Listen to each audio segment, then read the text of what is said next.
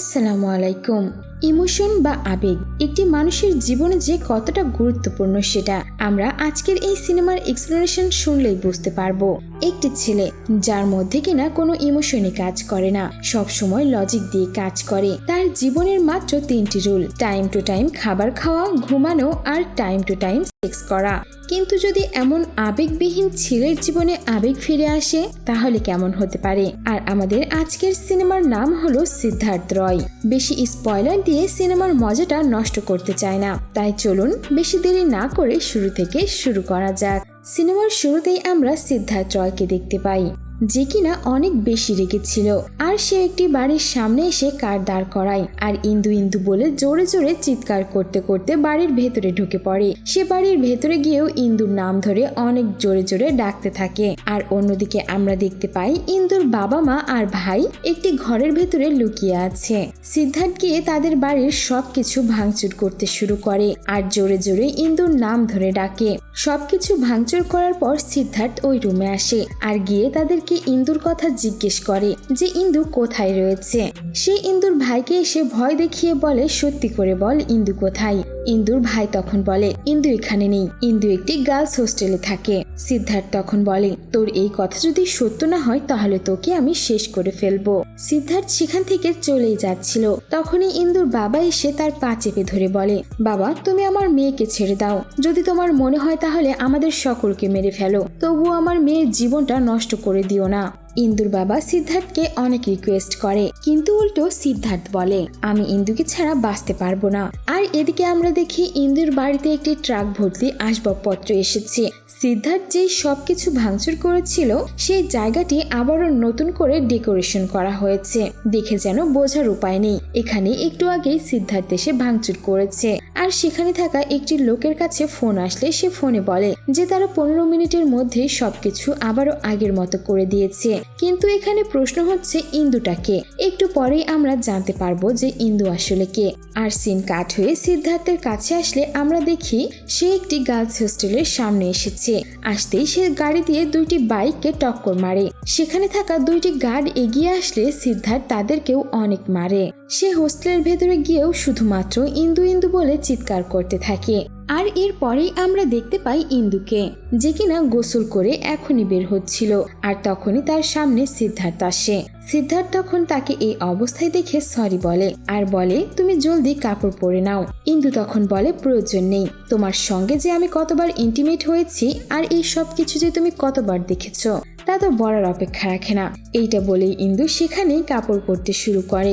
সিদ্ধার্থ তখন ইন্দুকে বলে, ইন্দু আমি তোমাকে ছাড়া বাঁচতে পারবো না, প্লিজ তুমি এমনটা করো না, আমি সত্যিই তোমাকে অনেক ভালোবাসি, তাই তুমি এখনই আমার সঙ্গে আমার বাড়িতে চলো। কিন্তু এদিকে ইন্দু সিদ্ধার্থকে দেখে অনেক রেগে যায় আর বলে, তুমি কি বুঝতে পারছো না আমি তোমাকে কি বলছি? আমি তোমাকে আমার লাইফে আর চাই না, তুমি আর কখনোই আমার সামনে আসবে না, কতবার বলতে হবে আর তোমাকে? কিন্তু সিদ্ধার্থ যেন ইন্দুর কোনো কথাই শোনে না। সে ইন্দুকে কিস করতে যায় আর তখনই ইন্দু হুট করে সিদ্ধার্থকে চড় মেরে বসে।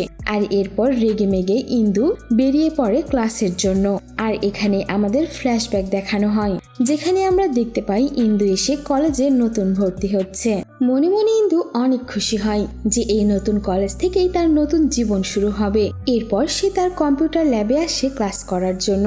সে দরজা খুলে রুমের ভেতরেই যায় আর তখন সিদ্ধার্থকে দেখতে পাই একটি মেয়ের সঙ্গে সে ইন্টিমেট হচ্ছে।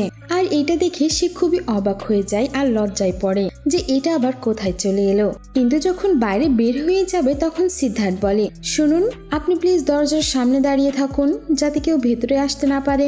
ইন্দু এটা শুনে অনেক চমকে যায়, বলে যে এটা আবার কেমন ছেলে, আর সে কিনা আমাকে অর্ডারও দিচ্ছে। কিন্তু আমরা দেখি ইন্দু তবুও কম্পিউটার ল্যাবের বাইরেই দাঁড়িয়ে থাকে।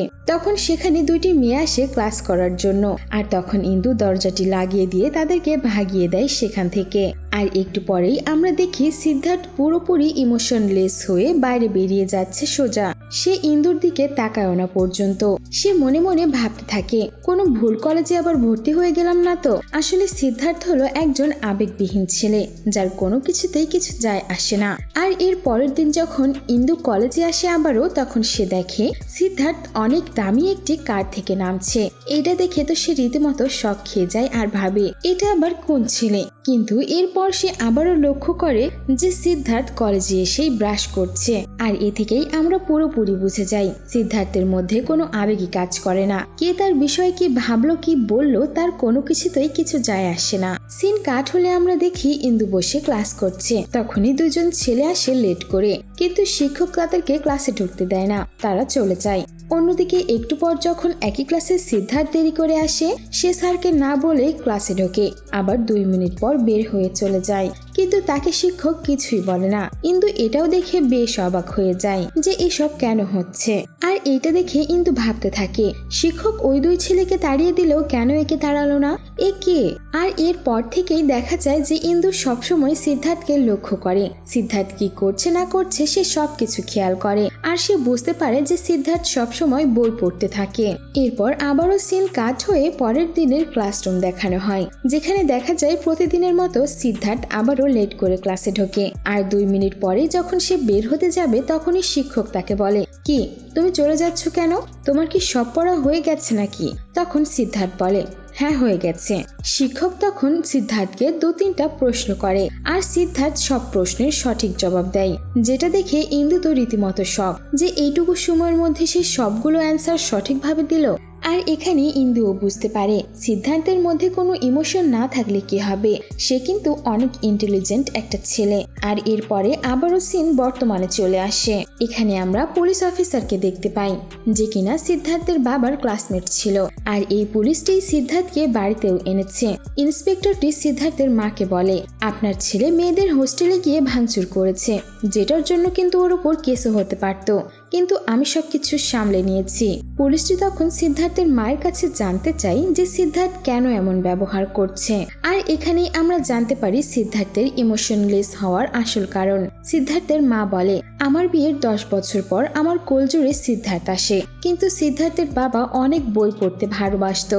সিদ্ধার্থ যখন ছোট ছিল তখন সিদ্ধার্থের বাবা এক হাতে সিদ্ধার্থকে নিত আর অন্য হাতে বই নিয়ে পড়তো, আর সিদ্ধার্থ বেশিরভাগ সময় তার বাবার সাথেই থাকতো। আর এইভাবেই সিদ্ধার্থের বুক পড়ার এমন একটা অভ্যাস হয়ে যায়, তার মা যদি তাকে খেলতেও পাঠাতো সে এসে অনেকগুলো বই বের করে পড়তে শুরু করত। আর এখান থেকেই সিদ্ধার্থের ভেতরের সব ইমোশনগুলো মরে যায়, আর সে সবসময় লজিক্যালি কথা বলতো আর কাজ করত। আর সিদ্ধার্থ এই বই পড়তে পড়তে এতটাই কঠোর হয়ে যায় যে তার দাদা মারা গেছে এটা শোনার পর সে তার বাবাকে গিয়ে বলে, বাবা, জীবন তো একটা খেলার মতো, যে জন্ম নিয়েছে তাকে তো একদম মৃত্যুবরণ করতেই হবে, আর কারো মৃত্যুতে আমাদের কান্নার কিছু নেই। আর এটা শুনে তার বাবা তো অনেক বেশি শক খেয়ে যায় যে এত ছোট বাচ্চার মুখে এসব কি কথা। আর তারা সেখানে বুঝতে পারে যে সিদ্ধার্থ কতটা ইমোশনলেস হয়ে গেছে। একদিন সিদ্ধার্থ তার মায়ের সঙ্গে বসেছিল, তখন সে তার মাকে বলে তার অনেক খিদা লেগেছে, খাবার দিতে। তার মা বলে, আমি এখনই খাবার বানিয়ে আনছি, কিন্তু সে খাবারের জন্য ওয়েট না করে সেখানে থাকা গাছের পাতায় খেতে শুরু করে, যেটা দেখে তার মাও বেশ অবাক হয়ে যায়। এরপর একদিন দেখা যায় সিদ্ধার্থকে কোথাও খুঁজে পাওয়া যাচ্ছিল না, তখন তারা সিদ্ধার্থকে খুঁজতে বেরিয়ে পড়ে। আর তারা দেখতে পায় একটি মন্দিরের সামনে রাস্তায় সিদ্ধার্থ ঘুমিয়ে আছে। আর এখানে আমরা বুঝতে পারি সিদ্ধার্থের যখন ঘুম আসে সে যেখানে সেখানেই ঘুমিয়ে পড়ে, সে কোথায় ঘুমাচ্ছে সেটা তার কাছে বড় বিষয় না। আর এরপর সিন আবারও বর্তমানে ফিরে আসে, আর আমরা দেখতে পাই সিদ্ধার্থের জ্ঞান ফিরে এসেছে। সে আবারও জ্ঞান ফেরার পর ইন্দু ইন্দু বলে চিৎকার করতে থাকে। সে বাড়ি থেকে বের হয়ে যায় ইন্দুকে খোঁজার জন্য। আর তখনই সে সিগারেট খাওয়ার জন্য একটি মেয়ের কাছে গিয়ে লাইটার চাই। মেয়েটি বলে, আমার কাছে কোনো লাইটার নেই, তোমার কি মনে হচ্ছে আমি লাইটার নিয়ে ঘুরি? আর তখনই সেখানে রাধা নামের একটি মেয়ে আসে আর সিদ্ধার্থকে লাইটার দেয় সিগারেট জ্বালানোর জন্য। আসলে এই রাধা নামের মেয়েটি হলো সিদ্ধার্থের চাচাতো বোন। সে এসেছিল সিদ্ধার্থকে বাড়িতে নিয়ে যাওয়ার জন্য, কিন্তু সিদ্ধার্থ রাধার কোনো কথাই শোনে না। সে আবারও ইন্দুর খোঁজে বেরিয়ে পড়ে। আর এরপর আমরা দেখতে পাই ইন্সপেক্টর ইন্দুর সঙ্গে দেখা করতে এসেছে। ইন্সপেক্টর ইন্দুর কাছে সিদ্ধার্থের বিষয়ে জিজ্ঞেস করে। তখন ইন্দু বলে, আমি সিদ্ধার্থকে সবার প্রথমে কলেজে দেখেছিলাম। সিদ্ধার্থ এমন একটা ছেলে ছিল যার কাছে কোনো কিছুই যায় আসে না। আমরা দেখতে পাই সিদ্ধার্থ একদিন বই পড়ছে, তখনই সিদ্ধার্থের মনের ভেতরে ইন্টিমেট হওয়ার ইচ্ছে জাগে। আর সে সামনে ইন্দুকে দেখতে পায়, সে ইন্দুর কাছে আসছিল, কিন্তু তখনই সেখানে কলেজের কাজের মেয়ে চলে আসে। আর সিদ্ধার্থ ইন্দুকে বাদ দিয়ে সেই কাজের মেয়ের সঙ্গে গিয়ে ইন্টিমেট হয়। এইটা দেখে তো ইন্দু সিদ্ধার্থের ওপর অনেক বিরক্ত হয়ে যায়। এই সবকিছু করে যখন সিদ্ধার্থ বাইরে বের হয়ে আসছিল তখন ইন্দু তাকে গিয়ে বলে, তুমি এমন কেন? আমি তোমার বিষয় নিয়ে প্রিন্সিপালের কাছে কমপ্লেন করে দেব। কিন্তু সিদ্ধার্থ ইন্দুর কোনো কথাতেই কান দিচ্ছিল না। তখনই সেখানে একটি মেয়ে এসে ইন্দুকে বলে, সিদ্ধার্থ পুরোপুরি একটা ইমোশনলেস ছেলে, আর তুমি কার কমপ্লেন করবে? সিদ্ধার্থই হলো এই কলেজের মালিক। সিদ্ধার্থকে এই কলেজ থেকে কেউই বের করতে পারবে না। আর এখানে আমরা আরো একটি কাহিনী জানতে পারি। সিদ্ধার্থ তার কাজিন রাধার সঙ্গে প্রথমবার ইন্টিমেট হয়েছিল। আসলে একদিন সিদ্ধার্থ কামাসূত্র বই পড়ছিল। তখন তার বাড়িতে বাবা মা ছিল না, শুধুমাত্র রাধাই ছিল। সে রাধার কাছে গিয়ে বলে তার শারীরিক চাহিদাটা মেটানোর জন্য। কিন্তু রাধা বলে, তুমি আমার ভাই, আমি তোমার কাছে এমনটা আশা করিনি। কিন্তু সিদ্ধার্থ বলে, আমি বইয়ে পড়েছি, নিজের চাহিদা মেটানো কোনো খারাপ কিছু নয়, এতে শরীরের অনেক উপকার হয়, ডিপ্রেশন দূর হয়, আরো অনেক কিছু। আর এইসব কথা শোনার পর রাধাও রাজি হয়ে যায় আর তারা দুজন মিলিত হয়। এরপর সিন আবারও বর্তমানে ফিরে আসে। সিদ্ধার্থ আবারও হস্টেলের সামনে আসে। তখনই ইন্দুর ভাই এসে সিদ্ধার্থকে অনেক মারে। তারা সিদ্ধার্থকে মেরে অনেক আহত করে দিয়েছিল আর সিদ্ধার্থ মার খেয়ে রাস্তায় পড়েছিল। তখনই রাধা সেখানে আসে সিদ্ধার্থের খবর পেয়ে। সিদ্ধার্থকে এমন অবস্থায় দেখে রাধা অনেক কান্নাকাটি করে। সিন কাট হলে আমরা আবারও ইন্সপেক্টর আর ইন্দুকে দেখি। সেখানে ইন্সপেক্টর ইন্দুকে প্রশ্ন করছিল, সিদ্ধার্থ যদি আবেগবিহীন ছেলে ছিল তাহলে সে তোমাকে কিভাবে ভালোবাসলো? তখন ইন্দু বলে, যখন তারা কলেজে ছিল তখন একটি কম্পিটিশন হয়েছিল, যেই কম্পিটিশনে সবচেয়ে ট্যালেন্টেড ছেলে মেয়েদের খোঁজ পাওয়া যায়। 3 বছর ধরে নাকি এই কম্পিটিশনের উইনার শুধুমাত্র সিদ্ধার্থই হতো।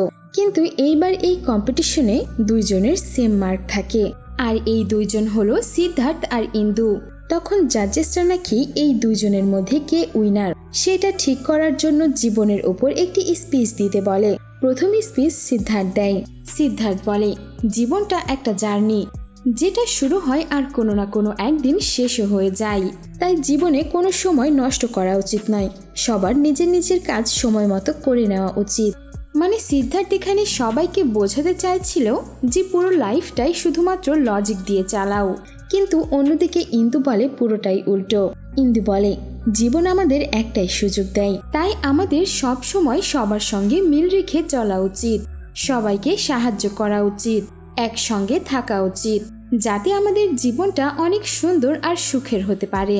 বিচারকদের ইন্দুর স্পিচটি অনেক ভালো লাগে, তাই তারা ইন্দুকেই উইনার ঘোষণা করে দেয়। আর এখানেই এই প্রথমবার সিদ্ধার্থ কারো কাছ থেকে কম্পিটিশন হেরে গিয়েছিল, আর যার জন্য সিদ্ধার্থের অনেক মন খারাপ হয়। কিন্তু সিদ্ধার্থের সবচাইতে বেশি শখ লাগে কখন জানেন? যখন সে জানতে পারে এই বছরে কলেজের টপার সে নয়, বরং ইন্দু হয়েছে। সিদ্ধার্থ অনেক বেশি শখ খেয়ে যায়, সে যেন মানতেই পারছিল না সে কারো কাছ থেকে হেরে গেছে। সিদ্ধার্থ রেগেমেগে ইন্দুকে গিয়ে বলে, এত খুশি হওয়ার কি আছে, মাত্র তো একবার জিতেছ, ভাগ্যের জোরে জিতে গেছো, বারবার জিতবে এমনটাও নয়। তখন ইন্দু বলে, আমি একবার জিতেছি তাতে আমি বেশ খুশি, তোমার মতো তো অন্তত জীবন্ত লাশ তো আর নই। আর এই কথাটা সিদ্ধার্থের মনে অনেক বেশি আঘাত করে। আর সিদ্ধার্থ সেখান থেকে সোজা বাড়িতে আসে, আর ইন্টিমেট হওয়ার জন্য সে তার বাড়ির কাজের মেয়েকেই রুমে নিয়ে আসে। আর তখনই সেখানে তার মা চলে আসে, যেটা দেখে সিদ্ধার্থ লজ্জায় মাথা ঝুঁকিয়ে নেয় আর কান্না করতে থাকে। সেখানে সিদ্ধার্থ বুঝতে পারে সে যা কিছু করছে সবকিছুই ভুল। সিদ্ধার্থ তার বাড়ি থেকে বাইরে বের হয়ে আসে রাস্তাতে। তখন তার অনেক বেশি খিদা লাগে, কিন্তু প্রতিবারের মতো সে আর ঘাস লতা পাতা খায় না। সিদ্ধার্থ একটি দোকানে গিয়ে খাবার চায়, কিন্তু তার কাছে টাকা না থাকায় খাবার পায় না। তখন সে দেখে পাশের ডাস্টবিন থেকে কিছু মানুষ খাবার খাচ্ছে, আর সে সেই ভিখারিগুলোর খাবার নিয়েই দৌড় দেয়। সিদ্ধার্থ এখানে এটাও বুঝতে পারে জীবনে খাবারের কতটা গুরুত্ব রয়েছে। রাত হয়ে গেলে সিদ্ধার্থ ঘুমানোর জন্য যেখানে সেখানে শুয়ে পড়ে, কিন্তু এইবার সিদ্ধার্থের ঘুম আসছিল না। তখন সিদ্ধার্থ বুঝতে পারে ঘুমানোর জন্য বাড়ি আর বিছানা কতটা দরকারি। আর তখনই সিদ্ধার্থের সামনে একটি বাবা আসে। সেই বাবাটি সিদ্ধার্থকে বলে, তুমি আজ পর্যন্ত শুধুমাত্র লজিক দিয়েই জীবন পরিচালিত করেছো, এবার নিজের জীবনকে আবেগ দিয়ে পরিচালিত করো। তুমি মানুষকে যত বেশি ভালোবাসবে তারাও তোমাকে অনেক ভালোবাসবে। আর এখান থেকেই সিদ্ধার্থের মধ্যে আবেগ চলে আসে, আর সেও নর্মাল মানুষে পরিণত হয়। আর এইবার সিদ্ধার্থ তার বাড়িতে গিয়ে ঘুমায়। আর এই সবকিছু দেখে তো তার পুরো পরিবার অনেক বেশি অবাক হয়ে যায়। ঘুম থেকে সকালে উঠলে আমরা দেখি সিদ্ধার্থ তার লুকটাই পাল্টে দিয়েছে। ভালো ভালো জামা কাপড় পরছে, তার বড়দের সঙ্গে অনেক ভালো ব্যবহার করছে, ছোটদের সঙ্গে অনেক আদর করে কথাও বলছে। তার পুরো পরিবার সিদ্ধার্থের এমন পরিবর্তন দেখে অনেক খুশি হয়। কলেজে আসার পর সিদ্ধার্থের এমন নতুন রূপ দেখে ইন্দুও অনেক ইমপ্রেস হয়। আর ধীরে ধীরে সিদ্ধার্থ ইন্দুকে পছন্দ করতে শুরু করে। আর এরপরে আমরা দেখতে পাই সিদ্ধার্থ বৃষ্টির ভেতরে ইন্দুকে প্রপোজ করে আর তারা দুজন কিসও করে। সিদ্ধার্থ ইন্দুকে তার কাজিন রাধার সঙ্গেও দেখা করায়। রাধা ইন্দুকে দেখে বলে, সিদ্ধার্থ কিন্তু মনের দিক দিয়ে অনেক ভালো ছেলে, তুমি ওকে অনেক ভালো রেখো। আর এরপর ইন্দু আর সিদ্ধার্থ নিজেদের মধ্যে অনেক ভালো সময় পার করে, সব সময় একসঙ্গে থাকে, হাসি খুশি থাকে। একদিন সিদ্ধার্থ ইন্দুকে নিয়ে লং ড্রাইভেও যায় আর সেখানেই তারা অনেক বেশি কাছাকাছি চলে আসে আর তারা ইন্টিমেট হয়ে পড়ে। সিদ্ধার্থ এরপর বাড়ি এসে ইন্দুর কথা তার পুরো পরিবারকে বলে। সিদ্ধার্থের বাবা তখন সিদ্ধার্থকে বলে, ইন্দু অনেক ভালো মেয়ে, আমি চাই তোমরা দুজন অনেক সুখে থাকো। আর এরপর থেকেই ইন্দুর প্রতি সিদ্ধার্থের ভালোবাসা যেন বেড়েই যায়। তারা এরপর বেশ কয়েকবার একসাথে মিলিত হয়। কিন্তু সিদ্ধার্থ ধীরে ধীরে ইন্দুর জন্য একটু বেশি পজিটিভ হয়ে যেতে শুরু করে। সিদ্ধার্থ সবসময় ইন্দুর সঙ্গে কথা বলতে থাকে, তার বিষয়ে ভাবতে শুরু করে। আর এই সব কিছু ইন্দুর পড়াশোনার ক্ষতি করছিল। পরের মাসে ইন্দুর সিভিল সার্ভিসের এক্সাম ছিল, যার কারণে ইন্দু সিদ্ধার্থকে বলে, দেখো সিদ্ধার্থ, আমার আগামী মাসে পরীক্ষা রয়েছে, আমি চাই আমার পড়াশোনাতে ফোকাস করতে, তাই তুমি কিছুদিন আমার কাছ থেকে দূরেই থাকো। কিন্তু এদিকে সিদ্ধার্থ ইন্দুর কোনো কথাই শুনে না। সে ইন্দুর বাড়িতে চলে আসে আর ইন্দুকে বলে, তুমি পড়াশোনা করো, আমি তোমাকে কোনো ডিস্টার্ব করব না, আমি বাইরে দাঁড়িয়ে থেকে শুধু তোমার দিকে তাকিয়ে থাকবো।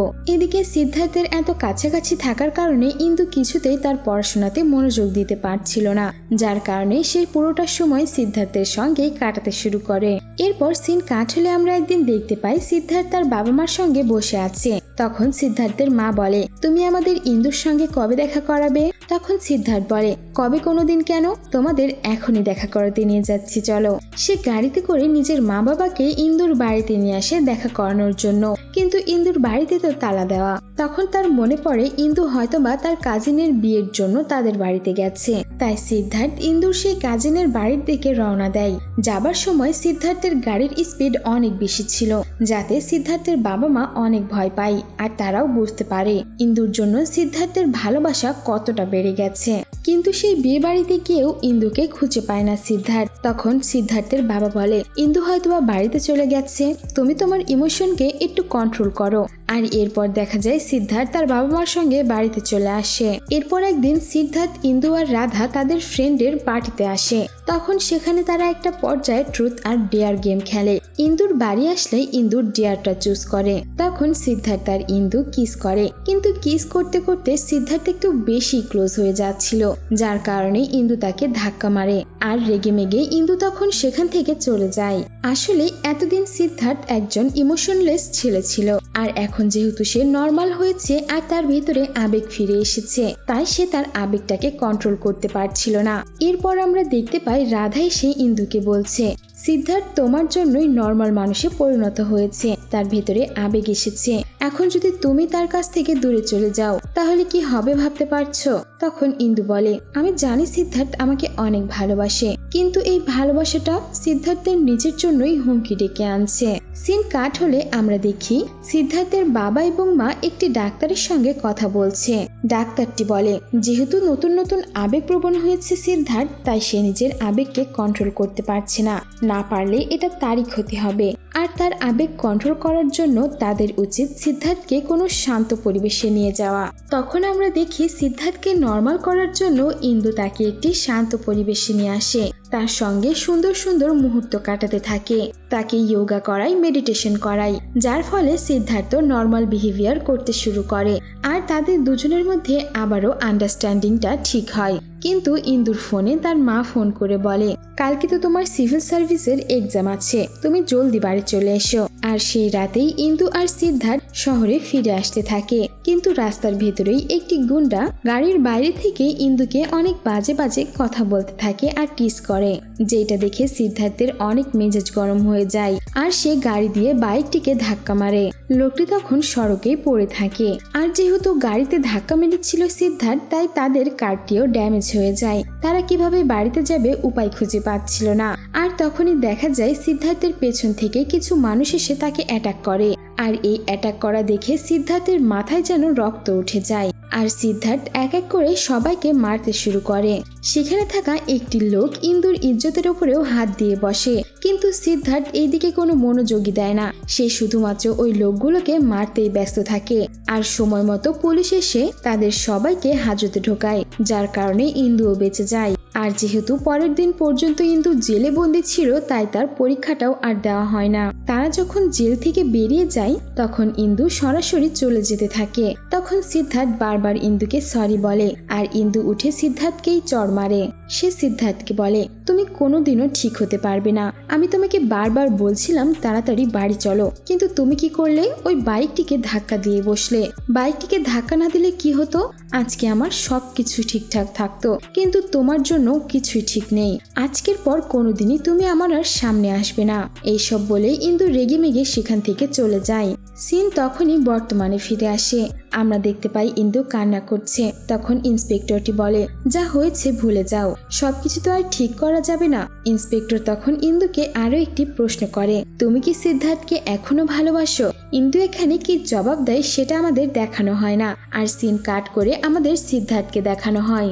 দেখা যায় ইন্দুর প্রেমে পাগল হয়ে সিদ্ধার্থ পাগলের মতো রাস্তায় রাস্তায় ঘুরে বেড়াচ্ছে। সে সব সময় ইন্দুর কথা ভেবেই চলেছে, কিন্তু সে চাইলেও আর ইন্দুর সঙ্গে দেখা করতে পারছে না। রাতে সিদ্ধার্থ একটি জায়গায় বসেছিল, তখন সেখানে ইন্সপেক্টরও আসে আর সিদ্ধার্থকে জিজ্ঞেস করে, তুমি এখানে কি করছো?